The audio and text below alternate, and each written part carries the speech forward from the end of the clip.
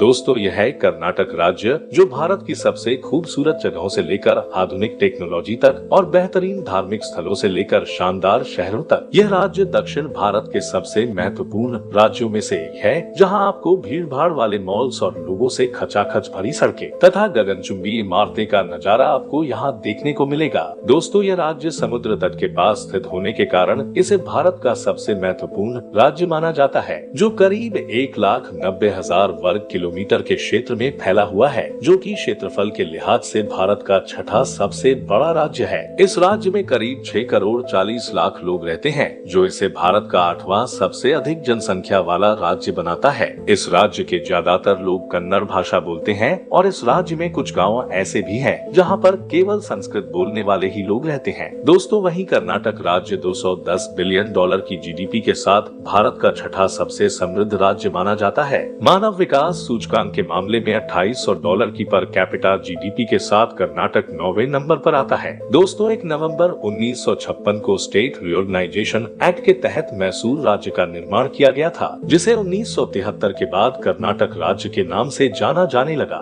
दोस्तों, कर्नाटक राज्य आंध्र प्रदेश, तेलंगाना, महाराष्ट्र, केरल और गोवा राज्यों से घिरा हुआ है। इस राज्य के पास 320 किलोमीटर लंबी कोस्टल लाइन मौजूद है, जो पश्चिम में अरब सागर के सहारे बनी हुई है। दोस्तों, कर्नाटक राज्य की राजधानी बेंगलुरु है, जो सिलिकॉन वैली के नाम से दुनिया भर में फेमस है। कर्नाटक इंजीनियरिंग और मेडिकल कॉलेज में भारत के महत्वपूर्ण राज्यों में से एक है। साथ ही कर्नाटक राज्य भी भारत के ज्यादातर राज्यों की तरह एक कृषि प्रधान राज्य है और ये राज्य चंदन की लकड़ी के उत्पादन के लिए भी पूरे भारत में पॉपुलर है। इसके अलावा यहाँ रबड़, मसाले, चाय और इलायची की खूब खेती की जाती है। यहाँ के मैसूर और बेंगलुरु शहर रेशम उद्योगों के लिए देश भर में पॉपुलर है। यहाँ का कांचीपुरम सिल्क इतना ज्यादा फेमस कि जिसकी मांग सिर्फ भारत में नहीं बल्कि विदेशों में भी बहुत ज्यादा है। इस राज्य में चावल, ज्वार, रागी, बाजरा, मक्का की खूब खेती की जाती है। वहीं कर्नाटक भारत में चीनी उत्पादन के अंदर चौथे नंबर पर आता है। माना जाता है कि देश के 80% से ज्यादा रेशम यानी सिल्क का उत्पादन अकेले कर्नाटक में किया जाता है। कर्नाटक में देश की बड़ी बड़ी कंपनियां भी काम करती है। एरोस्पेस कंपनी, एग्रो कंपनी और IT कंपनीज काफी ज्यादा पॉपुलर है। दोस्तों, यह राज्य अपने अंदर कई समृद्ध सांस्कृतिक विरासतों को संजोए हुए है। इस राज्य में हिंदू, मुस्लिम, सिख, ईसाई, बौद्ध और कई छोटे छोटे धर्मों के लोग भी रहते हैं। इसी वजह से यहाँ बाजार में खान पान की कई विविधताएं देखने को मिलती है, लेकिन इतना विविधताओं के बावजूद भी यहाँ के लोगों ने